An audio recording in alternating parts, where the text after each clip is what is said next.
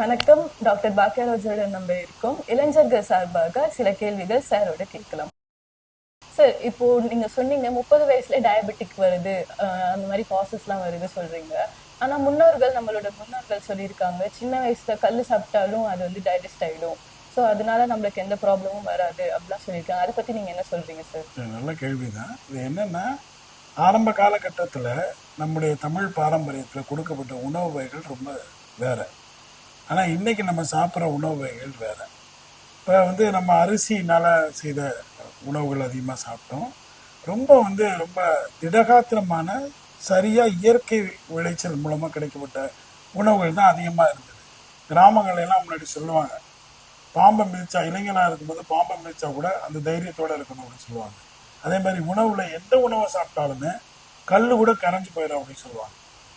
ஆனால் இன்னைக்கு அப்படி இருக்குதா? இளைஞர்கள் அப்படி இருக்கிறாங்களா அப்படின்னா மிகப்பெரிய கேள்விக்குறிதான். ஏன்னா அவங்க சாப்பிட்ற உணவு வகைகளில் ஏகப்பட்ட விஷம் கலந்த உணவு வகைகள் தான். என்ன விஷம்னு சொல்கிறேன்னு ஆச்சரியப்படுறீங்களா? கெமிக்கல் காம்பவுண்ட்ஸை பேஸ் பண்ணி தான் இன்னைக்கு வந்து உணவு வகைகளை தயாரிக்கப்படுது. இளைஞர்கள் வந்து கூல்ட்ரிங்க்ஸ் அதிகமாக எடுத்துக்கிறாங்க, பீஸா, பர்கர், மிட் நைட்டில் பிரியாணி போன்ற உணவுகளை எடுத்துக்கிறாங்க. இது எப்படி எளிதில் செரிமானமாகக்கூடிய உணவுகள் கிடையாது. இப்போ இப்படி ஃப்ரிட்ஜில் இருக்கக்கூடிய பொருட்களை வந்து சாப்பிடவே கூடாதுன்னு சொல்லி அறிவியல் அறிஞர்கள்லாம் சொல்கிறாங்க. ஏன்னா எப்போ ஸ்டோரேஜ் பண்ணிக்கிட்டே இருக்கமோ அப்போ அந்த உணவுகளுடைய மாற்றங்கள் வந்து ஏற்பட்டுக்கிட்டே இருக்கும். ஆரம்ப காலகட்டத்தில் நம்ம பார்த்தீங்கன்னா ஈஸிலி டைஜஸ்ட் ஃபுட்டுன்னு சொல்லுவாங்க. நம்ம கம்பு, கேழ்வரகு இதெல்லாம் வந்து ரொம்ப அது யூரின்லேயே வந்து அதெல்லாம் போயிடும் அப்படிங்கிற மாதிரிக்கான அறிவியல் பூர்வமான உண்மைகள் இருக்குது. அதை எதோட கலந்து கொடுத்தாங்கன்னா தயிரோட கலந்து கொடுத்தாங்க. தயிருங்கிறது வந்து நல்ல ஒரு உணவு வகையை சார்ந்தது. இப்படி எல்லாமே இயற்கையாக கிடைச்சனுடைய விளைவு தான் நம்ம உடல் ஆரோக்கியமாக இருக்கும். அப்போ என்ன சாப்பிட்டாலும் என்ன பண்ணோம், டைஜஸ்டிவ் சிஸ்டம் வந்து அதை டைஜஸ்ட் பண்ணி கொடுத்துரும். ஆனால் இன்னைக்கு அப்படியா? கிட்டத்தட்ட அண்ணா நகர், வேளச்சேரி போன்ற பகுதிகள் எல்லாம் நகரங்களில் நைட்டு 12 மணிக்கு மேலே அல்லது 4 மணிக்குள்ள பல ஆயிரக்கணக்கான மக்கள் வந்து உணவுகளை எடுத்துக்கொள்கிறாங்க. இதன் விளைவாக என்ன ஏற்படும் அப்படின்னா செரிமான பகுதியில் ஒரு பெரிய மாற்றங்கள் ஏற்படும். மருத்துவமனையில் இருக்கிறதுனால நம்ம சொல்கிறோம், ஏகப்பட்ட இளைஞர்கள் வந்து டயபெட்டிஸ்னால அதில் பாதிக்கப்படுறாங்க. காரணம் என்னன்னா அதுக்கு தேவையான ஓய்வையும் அதுக்கு தேவையான உணவையும் நம்ம கொடுக்கணும். நம்ம மாற்றி கொடுக்கும் பொழுது செரிமான கோளாறு மட்டுமல்ல, அந்த உணவுக்கு மீறிய பல விஷயங்களை ஸ்டார்ச் தான் குளுக்கோஸாக கன்வெர்ட் ஆகி குளுக்கோஸ் HbA1cயோட லெவலை ரத்தத்தின்ல ஏற்றிடுது. அப்படிங்கும்போது சரியான அளவு உணவு எடுக்கும்போது மட்டும்தான் ஒரு மனிதன் சரியா இருப்பான். அதனால தான் அந்த காலகட்டத்தில் எந்த உணவு கொடுத்தாலும் சரியா இருந்தது. இப்போ அவங்க சொன்ன நோக்கம் என்னன்னு கேட்டிங்கன்னா, எவ்வளோ வேணாலும் சாப்பிடு, இறைச்சி சாப்பிட்றியா சாப்பிடு, ஆனால் 7 மணிக்கு மேலே பல கிராமங்கள்ல இன்னைக்கு கூட இரவு வேளையில் இறைச்சியை நம்ம உண்ண மாட்டாங்க. ஆனால் நம்ம சிட்டியில் அப்படியா இருக்கு, இரவுக்கு மேலே தான் எல்லா இடத்துலையுமே இறைச்சி உண்ணப்படுகிறது. அப்படிங்கும்போது கடினமான உணவுகளை எடுத்துக்கொள்வதனுடைய விளைவு தான் இவ்வளோ பெரிய பாதிப்பை ஏற்படுத்திருக்கு. Thank you sir. அண்ட் இன்னொரு கேள்வி என்னன்னா, இப்போ நீங்க சொல்றீங்க இந்த இந்த காலகட்டத்தில் இப்படிலாம் சாப்பிட்றாங்க, இப்படிலாம் இருக்காங்க அப்படின்னு சொல்லிட்டு, இப்போ இருக்கிற லைஃப் ஸ்டைலை வச்சு பார்த்தீங்கன்னா காலையில் அவங்க வேலைக்கு போயிட்டாங்கன்னா இரவு 12 மணிக்கு தான் வராங்க. அப்படி இருக்கிறப்போ அவங்க வந்து என்ன சார் பண்ணுவாங்க? நைட் டைம்ல தானே சார் வந்து சாப்பிட்ற மாதிரியா இருக்கு. அவங்களுக்காக அட்வைஸ் நீங்க என்ன சார் கொடுக்க நினைக்கிறீங்க? இல்லை, முன்னாடியெல்லாம் பார்த்தீங்கன்னா, முன்னாடின்னு இல்லை இப்பயுமே காலையில் பிரேக்ஃபாஸ்ட்டுன்னு ஏன் சொல்கிறோம்? இரவுல 12 மணி நேரம் நம்ம பிரேக் எடுத்துக்கணும். ஏன் இந்த பிரேக்குங்கிறதுக்கு ஒரு அறிவியல் பூர்வமான உண்மை இருக்குது. என்னென்னா அந்த உடலிலே இருக்கக்கூடிய உடல் உறுப்புகளுக்கு ஒரு தேவை, அதாவது அதுக்கு ஒரு வந்து அந்த ஓய்வு தேவை. ஆனால் இன்னைக்கு ஓய்வு இல்லையே. நம்ம பாட்டுக்கு இஷ்டத்துக்கு பிரேக்ஃபாஸ்ட்டில் நல்லா சாப்பிட வேண்டிய மக்கள் பிரேக்ஃபாஸ்ட்டில் 2 இட்லி, 1 இட்லி, 2 தோசைன்னு சாப்பிட்டு போகிறாங்க. லஞ்சு நல்லா எடுத்துக்க வேண்டியவங்க சின்ன பாக்ஸில் லஞ்ச் எடுத்துகிட்டு போகிறாங்க. இரவில் அவங்களுக்கு நேரம் இருக்குன்னு ஒரு காரணத்தை பயன்படுத்தி ரொம்ப ஹெவியாக சாப்பிட்றாங்க. இது எல்லாமே வந்து அறிவியலுக்கு முரணானது, உடல் அந்த தேவைக்கு முரணானது. அப்படிங்கிறதுனால தான் இவ்வளோ பெரிய பாதிப்பு ஏற்படுது. நல்ல கேள்வி நீங்கள் கேட்டது. எப்படின்னா உணவா அல்லது நேரமா அல்லது வந்து உடல் உறுப்பா அல்லது அந்த அந்த அந்த அந்த உணவா அப்படின்னு பார்க்கும் பொழுது உணவும் ஒரு காரணம். ஆனால் தேவையற்ற நேரத்தில் அந்த உணவை அதிகமாக எடுத்துக்கொள்றதுனால தான் இவ்வளோ பெரிய பாதிப்பை இந்த இளைஞர் சமுதாயம் அடையுது. இளைஞர் சமுதாயம் நம்ம குறிப்பாக சொல்ல முடியாது. இன்னைக்கு சிட்டியில் வாழக்கூடிய சிறு குழந்தைகள்லேருந்து பெரியவர்கள் வரைக்கும் அந்த தேவையில்லாத உணவுகளை தேவையில்லாத நேரத்தில் எடுத்துக்கிறதுனால இவ்வளோ பெரிய பாதிப்பு.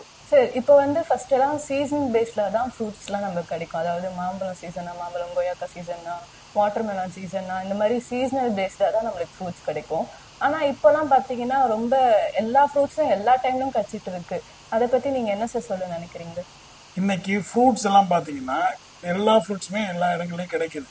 அதுவே பார்த்தீங்கன்னா ஹார்டிகல்ச்சருங்கிற முறையில் செயற்கையாக உருவாக்கப்பட்டு ஒரு காலத்துல எல்லாம் எங்களுடைய சிறுவயது காலத்துல எல்லாம் கொய்யாப்பழ காலத்துல தான் கொய்யாப்பழம் கிடைக்கும், ஆப்பிள் காலத்துல தான் ஆப்பிள் கிடைக்கும். இப்போ எல்லா நேரங்களையும் எல்லாத்தையும் உற்பத்தி பண்ணி கொண்டு வந்து கொடுத்துட்றாங்க உணவை.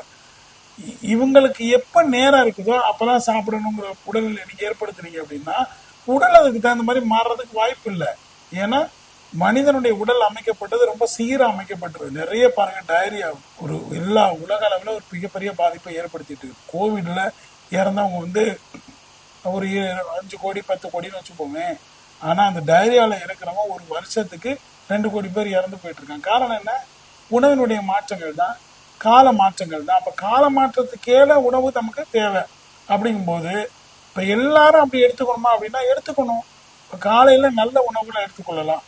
அதாவது எளிதில் செரிமானமாகக்கூடிய உணவுகள் நான் சொல்றேன். இறைச்சி எடுத்துக்கொள்ள வேணாம்னு நான் சொல்லல. அதை மத்தியானம் எடுத்துக்கலாமே. அப்ப அந்த டைஜஷன் பண்ணக்கூடிய அந்த உறுப்புகளுக்கு ஒரு நேரம் கொடுக்கப்படும். ஆனா நம்ம 8 மணி 9 மணி அல்லது நைட்டு 11 மணிக்கு நம்ம எடுத்துக்கொள்ளும் பொழுது அது நம்ம ஸ்டாண்டிங் பொசிஷன்ல நம்ம இருந்துருவோம். அதாவது படுத்துருவோம். நம்ம படுக்கும் பொழுது அதால இறைச்சியை வந்து அதை வந்து அரைச்சு கொடுக்க முடியாது. அதனுடைய ஃபங்க்ஷனாலிட்டி ரொம்ப வந்து கஷ்டப்படும். அப்படிங்கிறதுனால தான் அந்தந்த வேலையில நீங்க சொல்ற பாயிண்ட் நல்ல பாயிண்ட் தான். எல்லாரும் வேலைக்கு போயிட்டு 12 மணிக்கு வராங்க. அந்த நேரத்தில் எப்படி சார் இந்த உணவை எடுத்துக்கொள்ள முடியும்னு கேட்குறீங்க. அப்படிதான் எடுத்துக்கொள்ளணும். ஏன்னா நம்ம ப்ராக்டிஸ்க்குள்ள வரணும். இப்போ உடற்பயிற்சியே செய்ய மாட்டேன்னு சொல்லிட்டு நம்ம எப்படி 6 மணிக்கு போறதுன்னா உடற்பயிற்சியே செய்ய மாட்டோம். 8 மணிக்கு நான் வேலைக்கு போகணும்னா அப்போ 5 மணிக்கு எந்திரிச்சு தான் ஒரு அரை மணி நேரமாவது வாக்கிங்கோ அல்லது எக்ஸசைஸோ செய்யணும். அப்படின்னால உணவு வகைகளையும் அப்படி பரிமாற்றங்கள்ல சரியான நிலையில நம்ம எடுத்துக்கொள்ளும் போது மட்டும்தான் உடல் தகுதியோட இருக்கும். பல நாடுகளை விட இந்தியா வந்து டயபெட்டிஸை லீட் பண்ணுதுன்னு சொல்றாங்க. அதுக்கு காரணம் என்ன? நம்ம கிட்ட இருக்கக்கூடிய நல்ல உணவுகளை எல்லாம் விட்டுட்டு தேவையில்லாத உணவுகளை தேவையில்லாத நேரங்களில் எடுத்துக்கொள்ளப்படுது மட்டும்தான் உடல் அதுக்கு பழகினது அல்ல. இப்போ உதாரணத்துக்கு ஒரு குழந்தைக்கு சைக்கிளை சொல்லி கொடுக்குறீங்கன்னா அந்த சைக்கிளை நல்லா ஓட்டிடும். அதை போய் பைக்கை ஓட்ட அந்த வயசுல அப்படின்னா எப்படி ஓட்டும்? அப்படிதான் உள்ள பாகங்களும் தேவையில்லாத உணவுகளை நீங்க கொடுக்கும் பொழுது அதுக்கு அரைக்க தெரியாது, அதை சரியா செரிமானம் பண்ண தெரியாது. இதனால ஏற்படக்கூடிய பாதிப்புகள் மிக அதிகம். Okay sir, thank you. இப்போ என்னோட இன்னொரு கேள்வி என்னன்னா, நம்மள மாதிரி நார்மல் இருக்கிற பர்சன்ஸ்க்கு வந்து இது நார்மல் லைஃப் ஸ்டைல் ஓகே. ஆனால் நம்மளை விட லோ கேஸ்ட்ல இருக்கிறவங்களுக்குலாம் எப்படி சார்? அவங்க தள்ளு வண்டி இந்த மாதிரி தள்ளிட்டு வேலை செஞ்சுக்கிட்டு இருக்கிறப்போ அவங்க டே ஃபுல்லாக வேலை செஞ்சுட்டு மத்தியானம் ஒரு வேலை சாப்பிட்டுட்டு மறுபடியும் நைட் டைம்ல வந்து அந்த பசியில இன்னும் நிறைய சாப்பிட்றாங்க. அந்த மாதிரி இருக்கிறவங்களுக்குலாம் சுகர் வந்து அஃபெக்ட் ஆகாதா? நீங்க சொல்ற கேள்வி நல்ல கேள்விதான். ஆனா இந்த வசதி படைத்தவர்களை விட ஏழ்மையான நிலைமையில இருக்கவங்க சீரான ஆகாரங்களை சரியான அளவில் எடுத்துக்கிறதுனால தான் அவங்களுக்கு பிரச்சனை இல்லை. ஏன்னா அவங்களுடைய உழைப்பும் அதிகமாக இருக்கும். நீங்க சொன்ன தள்ளு வண்டி இவங்கெல்லாம் வந்து சும்மா பக்கத்தில் ஒரே இடத்துல நின்றுலாம் தள்ளு வண்டியில் வியாபாரம் பண்ண மாட்டாங்க. 10 கிலோமீட்டர் நடப்பாங்க. அப்போ அவங்க கலோரி பேர்ன் ஆகும் ஆட்டோமேட்டிக்காக. அப்போ அவங்களுடைய சுகருடைய அளவு வந்து எல்லாத்துக்குமே இறைவன் ஒரு கொடையை கொடுத்துருக்காருங்க. அதனால ஏழ்மையான நிலையில் உள்ள மக்களுக்கு உழைப்பு அதிகமாக கொடுத்துருக்கிறதுனால தேவையான அளவு வந்து அவங்க உணவு எடுத்துக்கிட்டாங்கன்னா போதும், அவங்களுடைய இன்சுலின் லெவல் நார்மலாக இருக்கும். ரொம்ப தேங்க்யூ சார். இளைஞர்கள் சார்பாகவும் என்னோட சார்பாகவும் ரொம்ப யூஸ்ஃபுல்லான திங்ஸ்லாம் நீங்கள் நிறைய சொன்னீங்க, நிறைய எக்ஸ்பிளனேஷன் கொடுத்தீங்க.